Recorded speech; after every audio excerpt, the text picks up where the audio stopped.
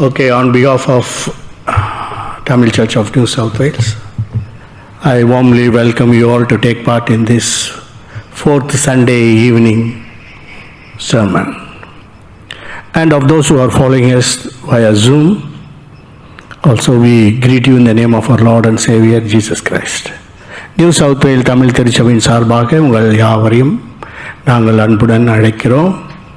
அது மாத்திரமல்லாமல் காணொலி ஊடாக இந்த ஆராதனையை கலந்து கொண்டிருக்கிற ஒவ்வொருவரையும் ஆண்டவராகிய இயேசுவின் இனிய நாமத்திலே நாங்கள் வாழ்த்துக்கிறோம். ஜெபம் செய்வோம். அன்பும் இரக்கமும் நிறைந்த எங்கள் நல்ல ஆண்டவரே, இந்த நாளுக்காக நன்றி செலுத்துகிறோம். இந்த நாளிலும் கூட கர்த்தாவே, நீர் தயவாய் அழைத்து வந்த உம்முடைய பிள்ளைகளுக்காய் ஆண்டவரே, உம்முடைய சமூகத்திலே ஒரு விசை நாங்கள் ஆண்டவரே மன்றாடுகிறோம். வர தடைப்பட்ட மக்களுக்காக கூட ஜெபிக்கிறோம். ஆண்டவரே, பிரயாணத்தில் உள்ளவர்களுக்காகவும் தூர தேசத்திலிருந்து ஆண்டவரே பிரயாணப்பட இருக்கிறவர்களுக்காகவும் நாங்கள் ஜெபிக்கிறோம். இந்த நாளிலும் வருத்தத்திலும் ஆண்டவரே பலவிதமான துக்கத்திலும் போராட்டத்திலும் கலக்கத்திலும் சோர்விலும் உள்ளவர்களுக்காக கூட ஜெபிக்கிறோம். வயது சென்றவர்களுக்காக கூட நம்முடைய சமூகத்திலே நாங்கள் வருகிறோம். ஆண்டவரே, ஒவ்வொருவரையும் நீர் ஆசீர்வதிப்பீராக, பலப்படுத்துவீராக. என் கண்மலை மீட்பனமாக கர்த்தாவே, அடிமையின் வாயின் வார்த்தைகள் இருதயத்தின் சிந்தனைகள் தியானம் சமூகத்திலே பிரீதியாக இருப்பதாக. சத்துரு பலன் கொள்ளாதபடி செய்வீராக. எல்லாவது அந்தகார சக்தியின் கிரிகள் பொல்லாத ஆவிகள் நசரேனாகிய இயேசுவின் இனிய நாமத்தில் ஜெபிக்கிறோம் எங்கள் ஜீவனுள்ள நல்ல பிதாவே. ஆமேன், ஆமேன். நாம் வாசித்த வேத பகுதியிலிருந்து மீண்டுமாக ஏசாயா தீர்க்கதரிசியின் புஸ்தகம் 6ஆம் அதிகாரம் 5-6 வசனங்களை நாம் மீண்டும் வாசிக்க கேட்போம். அப்பொழுது நான் ஐயோ அதமானேன், நான் அசுத்த உதடுகளுள்ள மனுஷன், அசுத்த உதடுகளுள்ள ஜனங்களின் நடுவில் வாசமாய் இருக்கிறவன், சேனைகளின் கர்த்தராகிய ராஜாவை என் கண்கள் கண்டதே என்றேன். அப்பொழுது சேராபீன்களில் ஒருவன் பலிபீடத்திலிருந்து தன் கையிலே பிடித்த குறட்டால் ஒரு நெருப்பு தழலை எடுத்து என்னிடத்தில் பறந்து வந்து அதனால் என் வாயை தொட்டு, இதோ இது உன் உதடுகளை தொட்டதினால் உன் அக்கிரமம் நீங்கி உன் பாவம் நிவர்த்தியானது என்றான். இங்கு ஏசாயா தீர்க்கதரிசி ஒரு தரிசனத்தை காண்கிறான். தரிசனம் என்றால் he had a vision. அவன் என்ன தரிசனம் பார்த்தான் என்றால், பிதாவாகிய தேவன் சிங்காசனத்திலே வீற்றிருக்கிறதையும் அவரை சுற்றிலும் சேராபீன்கள், ஆல் த ஏஞ்சல்ஸ், செரபீன்ஸ் சுற்றியும் ஆண்டவரை பரிசுத்தர் பரிசுத்தர் என்று புகழ்வதையும் அவருடைய வஸ்திர தொங்கல் தேவாலயத்தை நிரம்பி இருக்கிறதையும் கண்டான். கண்டவுடனே அவனுக்குள்ளாக self conscious pricked his mind. அவனுடைய இருதயம் குத்தப்பட்டு அவன் சொல்கிறான், நான் அசுத்த உதடுகள் உள்ள ஒரு மனுஷன். அசுத்த உதடுகள் உள்ள மனுஷர்கள் மத்தியிலே வாசம் பண்ணுகிறவன், சேனைகளின் கர்த்தராகிய தேவனை என் கண்கள் கண்டதே என்று சொன்னான். அவன் டிக்ளேர்டு என்ன சொன்னான், ஐ ஹாவ் அ டர்ட்டி மவுத். கரெக்டாக அதை இன்டர்பிரேஷன் பண்ணோம்னா, எனக்கு என்னுடைய வாய் எப்படி இருக்கு, இட்ஸ் அ டர்ட்டி மவுத். உதடுகள்னா லிப்ஸ், டர்ட்டி லிப்ஸ்ன்றான். நான் இதே போல இந்த அசுத்த உதடுகள் உள்ள மனுஷர்கள் மத்தியிலே நான் வாசம் பண்ணுகிறேன் என்று சொன்னான். என்று சொன்ன உடனே மேலே இருந்து ஒரு தேவதூதன் ஒரு அக்கினியை கொண்டு வந்து அவனுடைய உதடுகளை தொட்டு, இப்பொழுது உன்னுடைய அக்கிரமம் நீங்கி பாவ நிவர்த்தியானது. பாவ நிவர்த்தி, remission of sin. Forgiveness of sin is different, remission of sin different. பழைய ஏற்பாட்டின் காலத்தில் பாவ நிவாரண பலி என்று, பாவ நிவாரணத்துக்காக நிவாரணம் பார்த்தீங்கன்னா, வெள்ளம் வந்துட்டா நிவாரணம், நிவாரணம்னாக்கா they come and help இல்லையா. அதே போல் பாவத்துக்கு ஒரு நிவாரணம்க்கா God gave a cushion. எப்படி இந்த பாவம் செய்துனா இதை செஞ்சினா ஓரளவுக்கு அந்த பாவத்திலிருந்து நீ விடுதலை பெறலாம். There are chances. ஆனால் இங்கு சொல்லப்பட்டிருக்கு, உன் அக்கிரமம் நீங்கி பாவம் நிவர்த்தி ஆக வேண்டும் என்றால் பரலோகத்திலிருந்து ஒரு அக்கினி இறங்கி வந்து உன் உதடை தொடணும். Isaiah is a prophet. நல்லா கவனிக்கணும். அவன் ஒரு தீர்க்கதரிசி. அவன் தீர்க்கதரிசினா என்ன பேசுவான் தெரியுங்களா? தீர்க்கதரிசி he always he prophesy about God. அப்பேற்பட்ட ஒரு தீர்க்கதரிசி வந்து அவனு சொல்றான், நான் வந்து ஒரு அசுத்த உதடு உள்ள மனுஷன் என்று சொல்லுகிறான் இல்லையா? அப்போ சில வேளைகளில் என்ன கவனிக்கணும், அசுத்த உதடுகள் என்றால் என்ன, அசுத்தமான வாய் என்றால் என்ன இல்லையா? அதுதான் நன்றாய் நாம் கவனிக்க வேண்டும். நாம் அநேக நேரத்தில் நம்ம என்ன செய்கிறோம் தெரியுங்களா? நம்மை அறியாமலே சில வார்த்தைகளை பேசுகிறோம். இந்த வேர்ல்ட்லி பீப்புள் கோபம் வந்துட்ட உடனே என்ன பண்ணுவாங்க தெரியுமா? அடுத்த நிமிஷமே வாசிப்போமே, எபேசியர் 4ஆம் அதிகாரம் 28, 29 வசனங்களை வாசிப்போம். திருடுகிறவன் இனி 26. நீங்கள் கோபம் கொண்டாலும் பாவம் செய்யாதிருங்கள். சூரியன் அஸ்தமிக்கிறதுக்கு முன்னாக உங்கள் எரிச்சல் தனிய கடவது. போதும். 29 வாசிப்போம். கெட்ட வார்த்தை ஒன்றும் உங்கள் வாயிலிருந்து புறப்பட வேண்டாம். பாத்தீங்களா? கெட்ட வார்த்தை. இதுதான் உதடுகள் என்ன ஆயிடுது? டர்ட்டி மவுத். வாய் என்ன ஆயிடுது? கெட்ட வார்த்தை பேசணும்னு வாய் என்ன ஆயிடுது? கெட்டு போயிடுது இல்லையா? அப்போ நல்லா இருக்கிறோம், திடீர்னு யாராவது கோபம் மூட்டினோன்னு என்ன ஆகிடும்? நாங்கள் ஒரு வீட்டுக்கு போயிருந்தோம், நல்ல ஃபேமிலி, நல்ல சர்ச்சுக்கு போவாங்க, எல்லாமே பண்ணுவாங்க. அப்பாவுக்கும் மகளுக்கும் திடீர்னு சண்டை வந்துருச்சு. மகளுக்கு நாங்கள் இருக்கிறோன்னு கூட பார்க்கல, 2 பேரும் கெட்ட வார்த்தையில் பேசிக்கிறாங்க. அப்பா மகளை திட்டுறா, மக அப்பாவை திட்டுறா. எங்களால் என்ன பண்ணுறது தெரியல, வெளியே இருந்து வர முடியல. சாப்பாடு வர வச்சுட்டாங்க. அப்போ நல்ல கவனிங்க, நல்ல பிலீவர்ஸ் தான், தே ஆர் குட் பீப்புள். ஆனால் கோபம் வந்த உடனே என்ன ஆயிடுது? கெட்ட வார்த்தை வந்துடுது. அதே தொடர்ந்து நாம் வாசிப்போம். சகலவித அடுத்த வசனம், பக்தி விருத்திக்கு ஏதுவான நல்ல வார்த்தை உண்டானால் அதையே கேட்கிறவர்களுக்கு பிரயோஜனம் உண்டாகும்படி பேசுங்கள். பாத்தீங்களா? இது வந்து பிலீவர்ஸ்க்கு சொல்றாரு. பக்தி விருத்திக்கு உண்டான நல்ல வார்த்தை இருந்தா அது மற்றவர்களுக்கு பிரயோஜனம் உள்ளதா எதனா பேசுங்க, வீணா கதைக்காதீங்க. நீங்க கதைக்கிறது என்ன பிரயோஜனமா இருக்கும், மற்றவங்களுக்கு யூஸ்ஃபுல்லா இருக்கட்டும். நல்ல வார்த்தைகள் ஏதாவது இருந்தால் அதை சொல்லுங்க. யாருக்கு அட்வைஸ் பண்றாரு? எபேசியன் சர்ச்சுக்கு அட்வைஸ் பண்றாரு. Paul is addressing to the Ephesians. நல்ல வார்த்தைகள்னா பேசுங்க.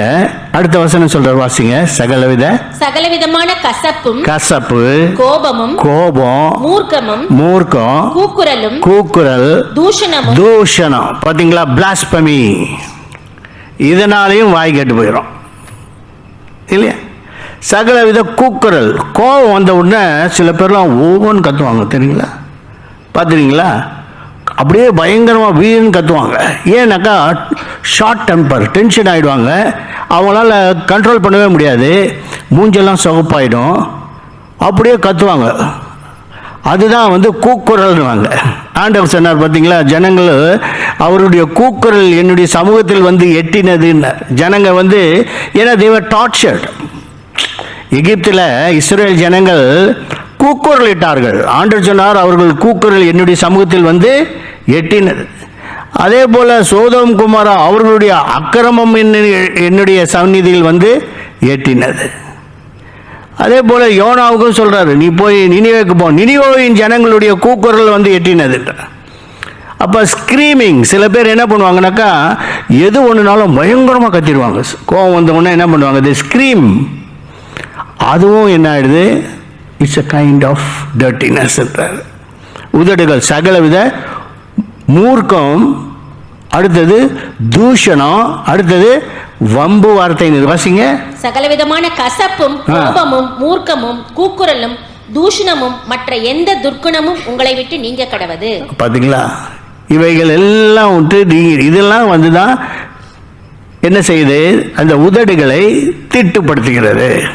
அதுதான் அசுத்த உதடுகள் சொல்றாரு. அடுத்ததான் யாக்கோபின் புஸ்தகம் 3ஆம் அதிகாரம் 9-10 வசனங்களை வாசிப்போம். யாக்கோபு 3, ஜேம்ஸ் 3:9 and 10.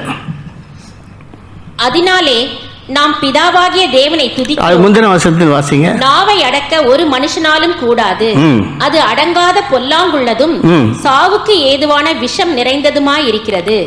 அதனாலே நாம் பிதாவாகிய தேவனை துதிக்கிறோம், தேவனுடைய சாயலின்படி உண்டாக்கப்பட்ட மனுஷரை அதனாலேயே சபிக்கிறோம். கர்சிங்.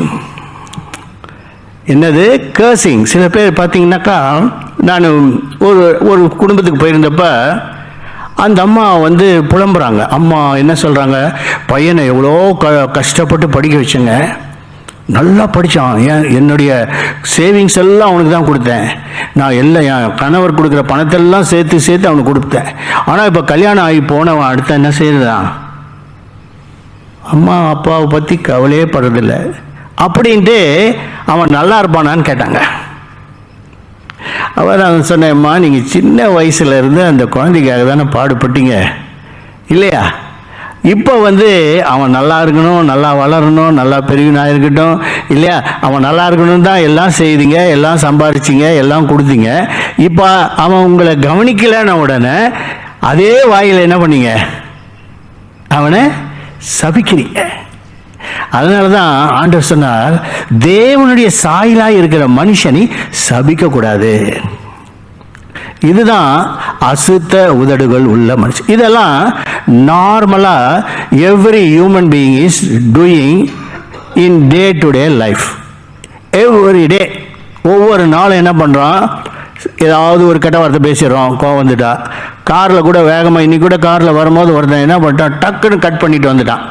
எனக்கும் கோவம் வந்துருச்சு, ஆனால் அவன் அசிங்கமாக ஒரு கையை காமிச்சான். ஆனால் நான் அவனுக்கு ரொம்ப டாட்டா தான் சொல்லிட்டு வந்தேன். அப்போ நல்லா பாருங்கள், மனுஷங்க வந்து ஏன்னா திட்ட முடியல, அதனால் கார்லேருந்து ஒரு மாதிரி ஒரு கையை காமிச்சான். அப்போ பாருங்கள் ஜனங்கள், ஏன்னா அந்த கோபத்தை நமக்கு கோபத்தை மூட்டி விடுறான். ஆனால் அந்த நேரத்திலேயே நம்ம என்ன செய்கிறோம், ஆண்டவரை ஸ்தோத்திரம் ஆண்டவரே அப்படின்னு சொல்லி நம்ம ப்ரே பண்ணிவிட்டு நம்ம அவனை என்ன செய்யணும் பண்ணிக்கணும். இதே மாதிரி இந்தியாவில் என்ன பண்ணோம், நாங்கள் ஒரு ஊழியத்துக்கு போகும்போது 8 சீட்டர் கார், அப்போ என்னுடைய கார் தான் அது, ஐ வாஸ் டிரைவிங். அப்போ ஒரு ரவுடி கும்பல் மாதிரி கேங்ஸ்டர்ஸ் அவங்க ஒரு பெரிய வேனில் வந்து தே ஓவர்டேக் பண்ணதும் இல்லாமல் என்ன பண்ணிட்டான், 2 டைம் ஹார்ன் அடித்தான். நான் அப்போ அவனால் வழி கொடுக்க முடியல. I was not, because I was on the highway, I was driving in 120 kilometre speed. அப்போ அந்த டைமில் வந்து அவன் பின்னாடி இருந்து அடிக்கிறான், இஸ் கம்மிங் இன் 140. அப்போ எப்படி நாங்கள் we have to change the lane, அதுக்கு எங்களுக்கு ப்ரீத்திங் டைம் கொடுக்கணும் இல்லையா, அவன் கொடுக்கவே இல்லை. அப்போ நான் கொஞ்சம் டைம் எடுத்து அவன் 2-3 ஹார்ன் அடித்தோன்னே அவன் கை காட்டி ஸ்லோ பண்ணி நான் I change the track to the left. அப்புறம் நான் அலோவ் பண்ணவுன்னா அவன் முன்னாடி போயிட்டு ஸ்லோ டவுன், கெட்ட வார்த்தையில் திட்டுறான், ஸ்லோ டவுன் பண்ணி எங்கள் காரை என்ன செய்கிறான், பர்பஸ்லி இஸ் டூயிங். அப்போ கூட இந்த பாஸ், என்ன பாஸ் இப்படி பண்ணிட்டானே, எங்கேயாவது போய் அடி வாங்குவான்ப்பான்னு சொன்னேன். இந்த மாதிரி எங்ககிட்ட பண்ணால் அவன் என்ன பண்ணுவான், நம்மக்கிட்ட பண்ணோம் நம்ம மன்னிச்சிடறோம், நான் வேறு எங்கேயாவது பண்ண அடி வாங்குவான்னு சொல்லிவிட்டு நாங்கள் சொல்லுவோம். மறுபடியும் 140 போயிட்டான், ஸ்பீடாக போயிட்டான். நாங்கள் கொஞ்சம் தூரத்தில் பார்த்தா பெரிய டிராஃபிக் ஜாம். அப்புறம் கூட இருந்தவங்களாம், பாஸ்டர் என்ன பாஸ்டர் ஸ்லோ டவுன் பண்ணி போனால், இவன் போய் யாரோ இந்த அங்கே லோக்கலில் ஒரு பெரிய ரவுடியான், அவன் காரை போய் இதே மாதிரி ஹார்ன் அடித்து ஓவர்டேக் பண்ணியிருக்கான். அதுலேருந்து 6 பேர் நின்று வந்து வச்சு நல்லா செய்கிறாங்க. எல்லாம் மூஞ்சி முகரெல்லாம் வீங்கி போச்சு. எல்லாம் அவன் கத்துறானுங்க, நாங்கள் ஓவரமா நின்று பார்க்குறோம், இவன் எங்களை பார்க்குறான். அப்போ தான் என்ன சொன்னாங்க, பாஸ்டர் நீங்கள் சொன்னீங்க அடி வாங்குவான்னு, 1 செகண்டில் அடி வாங்குறாங்க பாஸ்டர். அப்போ நன்றாக கவனிக்க வேணும். ஏன்னா நம்ம வந்து எல்லாமே நம்முடைய, அதனால தான் சொல்றாரு, மரணமும் ஜீவனும் நாவின் அதிகாரத்தினால் இருக்கிறது. அப்ப ஆண்டவர் என்ன செய்யறாரு தெரியுங்களா, அவன் ஏசாயா அவன் சொல்லுகிறான், ஏன்னா அசுத்த உதடுகள் உள்ள மனுஷர் மத்தியிலே வாசமா இருக்கிறேன்னு சொன்ன உடனே ஒரு அக்னி தழல் வந்து அவன் உதடை என்ன செய்தது, அதனால் தொட்டதினாலே.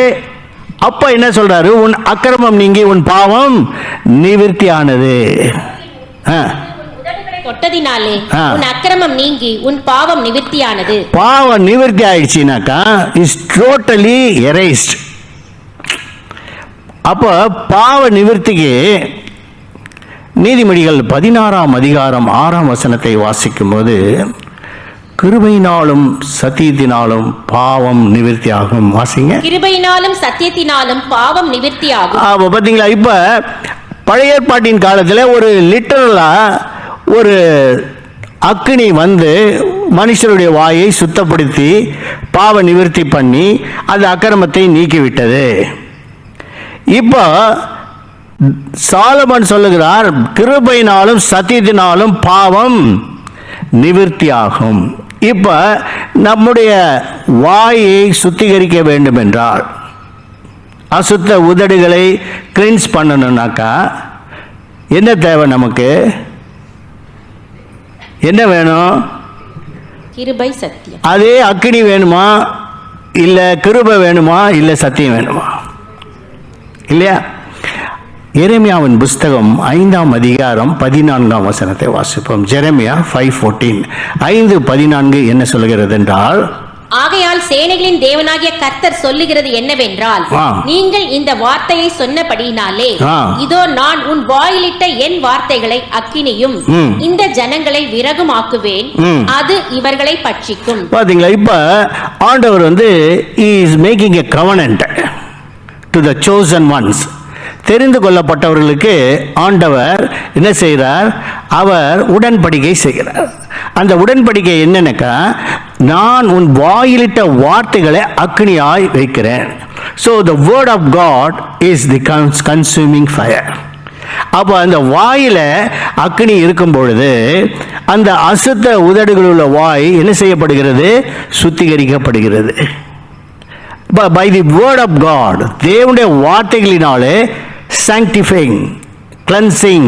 அப்போ எப்பவுமே நம்ம என்ன செய்யணும்? தேவனுடைய வார்த்தைகளை பேச பேச பேச நம்முடைய உதடுகள் என்ன செய்யுது? சுத்திகரிக்கப்படுகிறது. அடுத்ததாக நாம் வாசிக்கிறோம், அதே எரேமியாவின் புஸ்தகம் 20ஆம் அதிகாரம் 9ஆம் வசனத்தை வாசிப்போம். ஜெரேமியா 20:9.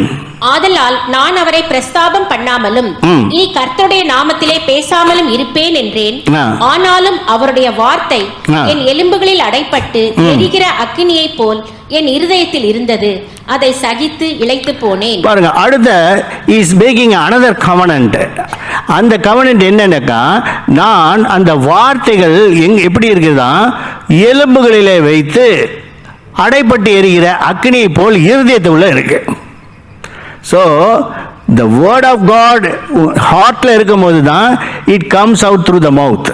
நல்லா புரிந்து கொள்ளணும் இல்லையா?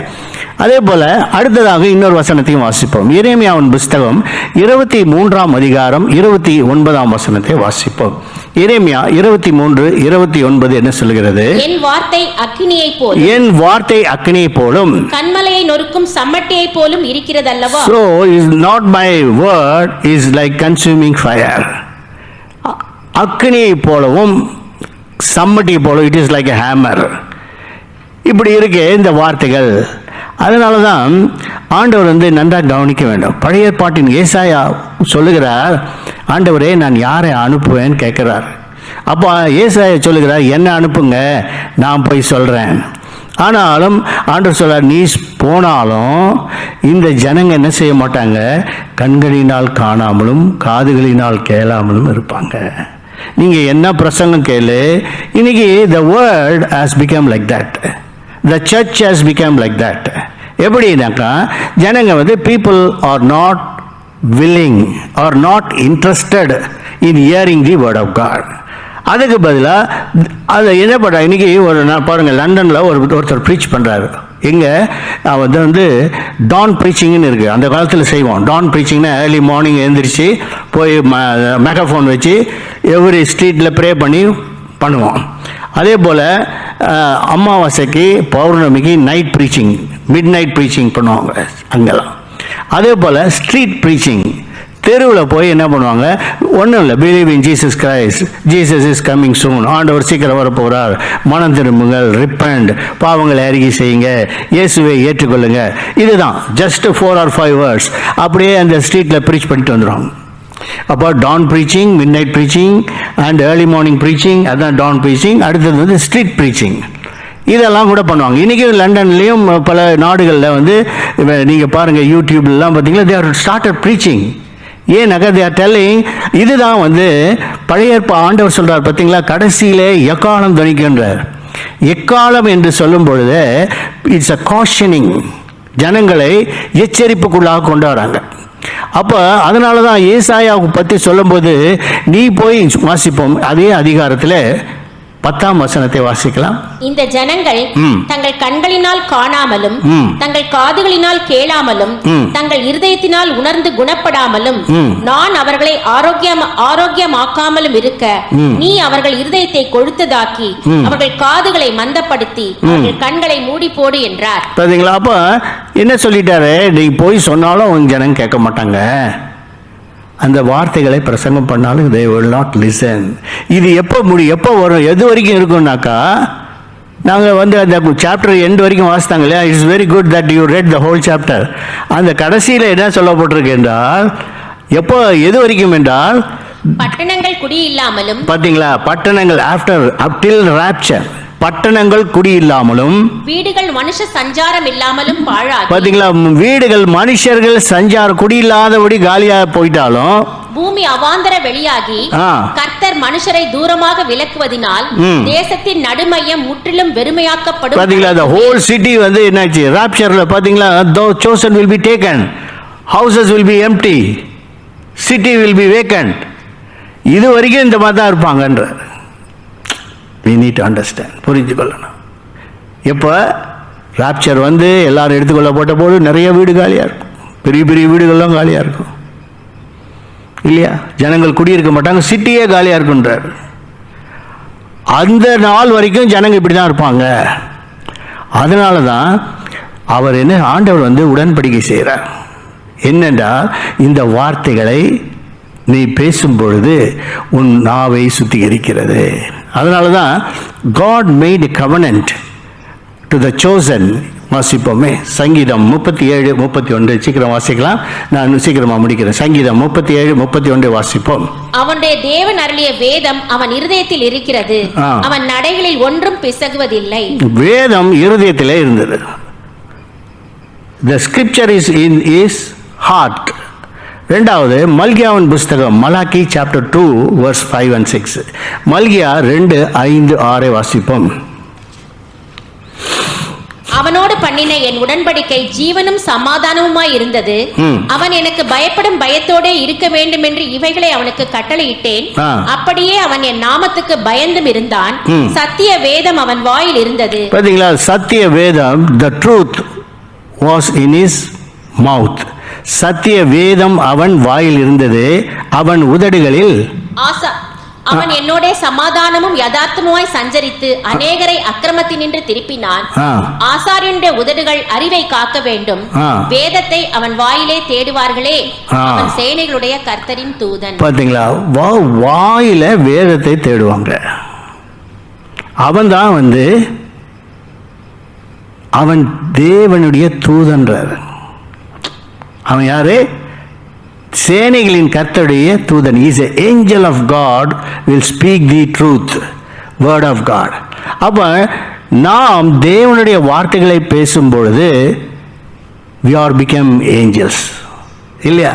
தூதர்னாக்கா, தூதுனா என்ன பார்த்தீங்களா, அந்த காலத்தில் வந்து தூதர்கள் சொல்லுவாங்க, தூது கொண்டு வரவங்க தான் தூதர்கள் இல்லையா? இங்கே இந்தியாவில் ஒரு பத்திரிகை இருக்குது, தினத்தூதுன்னு ஒரு பத்திரிகை இருக்குது. தின தூது, தூதுனா என்ன? Message, news, good news. அப்போ அதனால தான் உதடுகளில் வேதத்தை தேடுவார்கள் சொல்லப்பட்டிருக்கு. அப்போ இருதயம். ரெண்டாவது 2 சாமுவேல் புஸ்தகம் 23:2 வாசிக்கும் போது, 2 சாமுவேல் 23 verse 2, அங்கே நாம் வாசிக்கிறோம், கர்த்தருடைய ஆவியானவர் என்னை கொண்டு பேசினார், அவருடைய வசனம் என்னுடைய நாவில் இருந்தது. பாத்தீங்களா, உதடுகள் இருந்தது, வாயில் இருந்தது, நாவில் இருந்தது. இப்போ இதனால தான் ஏசாயா he accepted his guilt. ஐயோ நான் வந்து என்ன செய்கிறேன், கெட்ட வார்த்தை பேசுகிறேன், தூஷணம் பண்ணுறேன், blasphemy சொல்கிறேன், என்ன செய்கிறேன், சபிக்கிறேன், இதையெல்லாம் தான் நம்ம விட்டுறோம் இல்லையா? இது நம்ம செய்கிறோம், தெரியாமே செய்கிறோம், கோபத்தில் செய்துடுறோம். ஆனால் தேவன் நம்மை சுத்திகரிக்கபடியாய் விரும்புகிறார். God wants us to cleanse, நம்மை sanctify us. நம்ம அதனால தான் the word of God has the power to cleanse. ஆண்டவர் ஸ்ரீசரிடத்திலே சொல்றார். யோவான் 15:3 வாசிக்கும் போது ஜான் 15:3 என்ன சொல்கிறார்? நான் உங்களுக்கு சொன்ன உபதேசத்தினாலே, வாசிங்க, நான் உங்களுக்கு சொன்ன உபதேசத்தினாலே நீங்கள் இப்பொழுதே சுத்தமாய் இருக்கிறீர்கள். பாத்தீங்களா? உபதேசம் இருக்கு, பிரசங்கம் இருக்கு, சுவிசேஷம் இருக்கு, டாக்டரின்ஸ் இருக்கு, பலதும் பைபிள் இருக்கு. ஆண்டவர் சொல்றாரு நான் உபதேசியார்னு கூப்பிடுவாங்க அந்த காலத்துலலாம். ரோமன் கத்தோலிக்கல் அங்கே இருக்கும்போது உபதேசியார் வராருன்னு. அப்போ ரெவரண்ட் வேற இருப்பாங்க, ஒரு பங்கு தந்தை ஒருத்தர் இருப்பார், உபதேசியார்னு ஒருத்தர் இருப்பார். அப்போ உபதேசம் பண்ணுறவர் உபதேசியார். அதனால தான் ஆண்டவர் சொன்னார் நான் உங்களுக்கு சொன்ன உபதேசத்தினால் இப்பொழுதே சுத்தமான, you have been cleansed, you have been sanctified by the word. அப்போ தேவனுடைய வார்த்தைகள் தான் நம்மை சுத்திகரிக்கும். அதனால தான் கேட்கிறவருக்கு பிரயோஜனமாக ஒரு வசனமோ 2 வசனமோ பேசுக. ஏனென்றால் மரணமும் ஜீவனும் எதில் இருக்கு? நாவின் அதிகாரம். அதனால் தூஷி கெட்ட வார்த்தை பேசக்கூடாது. 2வது பிளாஸ்பமி, தூஷணம் பண்ணக்கூடாது. 3வது கூக்குரல் இடக்கூடாது. 4வது யாரையும் சபிக்கக்கூடாது. சொந்த பசங்க சொந்த பிள்ளைங்களை நம்ம சபிக்கவே கூடாது. ஏனென்றால் இந்த சாபம் வந்து என்ன ஆகிடும், ஒருத்தனை வந்து பழிச்சிடும் சில பேருக்கு. அதுவும் பெற்றோர்கள் செய்கிற சாபம் வந்து கண்டிப்பாக மனசெறிஞ்சு சொல்கிறேன்னு சொல்லுவாங்க. அப்படிலாம் செய்யக்கூடாது. அதனால் நம்ம அநியாயம் தெரியாமல் செய்திருக்கலாம். But we have to repent and ask God to pardon. ஆண்டவரே நான் தெரியாமல் செய்துட்டேன், என் பிள்ளைங்களை நானே இந்த மாதிரி செய்துட்டேன் அப்படின்னு நம்ம ஆண்டவர்கிட்ட மன்னிப்பு கேட்கும்போது தேவன், அதனால தான் ஆண்டவர் சொன்னார் மனுஷன் செய்கிற எந்த வாசிக்கிறோம் மத்தேயு 12ஆம் அதிகாரம் 29-30 வாசிங்க. 12:30 வாசிப்போம். இல்லை 32 வாசிங்க. 31. ஆதலால் நான் உங்களுக்கு சொல்லுகிறேன், எந்த பாவமும் எந்த தூஷணமும் மனுஷருக்கு மன்னிக்கப்படும். எந்த பாவமும் எந்த தூஷணமும். அப்ப தெரியாம தூஷிச்சிருப்பான் இல்லையா? But we need to ask God, we need to repent. எந்த பாவமும் அப்படின்னா எந்த பாவமும் மன்னிக்கப்படும். அடுத்தது எந்த தூஷணமும் மன்னிக்கப்படும். தெரியாமல் நம்ம என்ன பண்ணியிருப்போம், தூஷிச்சிருப்போம், பிளாஸ்பமி இல்லையா, சபிச்சிருப்போம். இது எல்லாத்தையும் ஆண்டவர்கிட்ட மன்னிப்பணும். ஆண்டவரே மன்னிச்சிருங்க, தெரிஞ்சோ தெரியாமலோ செய்துட்டேன். சிலருடைய வாழ்க்கையில் பார்த்தீங்கன்னாக்கா கஷ்டத்து மேலே கஷ்டம், பிரச்சனைகள் மேலே பிரச்சனைகள் தெரியாது. ஏனென்றால் ஒரு வேளை யாராவது ஒருவர் தூஷிக்கும்படியாய் நடந்திருக்கும் இல்லையா? அப்போ we need to ask, we have to forgive them. நம்ம அவங்கள மன்னிக்கும் பொழுது ஆண்டவர் நம்மை மன்னிக்கிறார், நம்மை சுத்திகரிக்கிறார். அதனால தான் பரமபிதா மன்னிக்கிறார், இயேசு மன்னிக்கிறார். 2 இருக்கு இல்லையா? மத்தேயு 6:14 மனுஷருடைய தப்பிதங்கள் நீங்கள் மன்னித்தால், மனுஷருடைய தப்பிதங்களை நீங்கள் அவர்களுக்கு மன்னித்தால் உங்கள் பரமபிதா உங்களுக்கும் மன்னிப்பார். பரமபிதா மன்னிக்கிறது இருக்கு, இயேசு மன்னிக்கிறது இருக்கு இல்லையா? இயேசு சீக்கிரமா மன்னிச்சிருவாரு, ஆனா பரமபிதா மன்னிக்க மாட்டார், லேசில் மன்னிக்க மாட்டார். ஏன்னா அவர் தான் கொடுத்தாரு, eye for an eye, tooth for a tooth. அவர் அந்த காலத்தில் நியாயப்பிரமாணங்க தான் கொடுத்துட்டார் இல்லையா? ஆனால் அப்போ பரமபிதா மன்னிக்கணும்னா, but there is a way.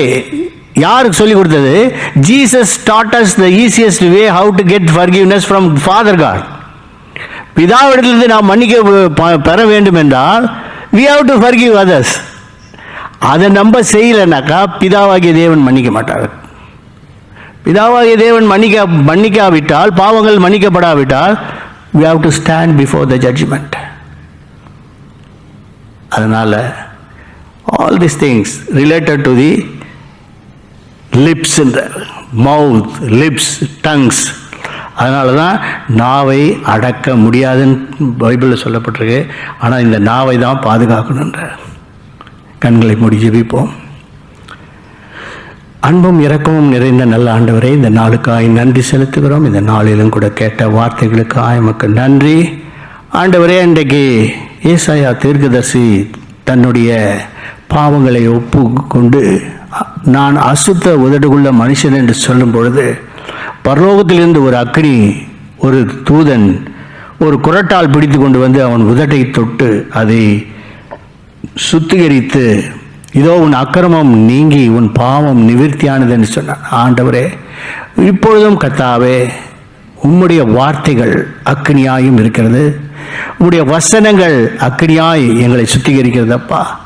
ஆகவே நாங்கள் மற்றவர்களுக்கு பிரயோஜனம் உள்ளவர்களாகவும், எங்கள் நாவை அடக்கவர்களாகவும், ஒருவரையும் தூஷிக்காதவர்களாகவும், ஒருவரையும் ஏசாதவர்களாயும் கர்த்தாவே, ஆண்டவரே, ஒருவரையும் சபிக்காதவர்களாயும் கர்த்தாவே நாங்கள் இருக்கும்படியாக எங்கள் நாவை அடக்க நீர் உதவி செய்வீராக. ஆசீர்வதிங்க, பலப்படுத்தி பாதுகாத்து வழி நடத்துங்க. மீட்பரட்சகராகிய இயேசுவின் இனிய நாமத்தை ஜெபிக்கிறோம் எங்கள் ஜீவனுள்ள நல்ல பிதாவே. ஆமேன், ஆமேன்.